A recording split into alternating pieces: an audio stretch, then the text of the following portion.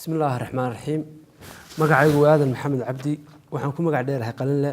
magacaygu waa qalinle iyo qiimo weyn ee qangaabni miihi iyo wiil la quursado qayla iyo haas baa sida ay qawaawray qalbigii waxa buuxshay waa qabiyo gaaraare hadii aan qalooc kugu arko oo qalad ku muuqdo qarin maayo aslimeediyay hadaan qiimo ka tababaan halkan maanta waxaan ku soo gudbinayaa hadaan ahayn kooxda Sanaag Star Band oo ka tirsan gobolka Sanaag ahna kooxda kaliya ee ka dhisnayd gobolka Sanaag ayaa waxaanu sameynay riwaayada shirkado ayaa noo soo dhiibay nagana soo codsaday inaanu shirkada aslimeedi aanu attack person ku sameyno hase ahaatee markii dambe anaga iyo jilayaashayadii kaleba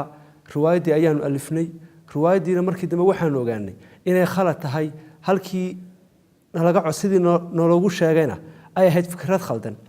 hase ahaatee mulkiilaha shirkadda aslimeedi barka tifiil xasan waxaanu ka codsanaynaa inuu sii daayo jilayaasha ku xiran xabsiga weyn ee magaalada Ceergaabo jilayaasha oo xaaladooda caafimaad ay aad u daran tahay hase ahaatee anigu waxaan ka mid ahaa raggii riwaayadda ka mid ahaa kuna jiray alifayna mulkiilaha shirkadda aslimeedi waxaan u soo gudbinaynaa codsi ballaaran waxaanu leenahay mudane adigoo raalli ah waxaanu ka meereynaa shirkadda boogihii iyo khaladaadkii aanu u geysanay ee wayna tiidaysid jilayaasha ku xiran gobolka Sanaag assalaamu calaykum wa rahmatullaahi wa barakaatuh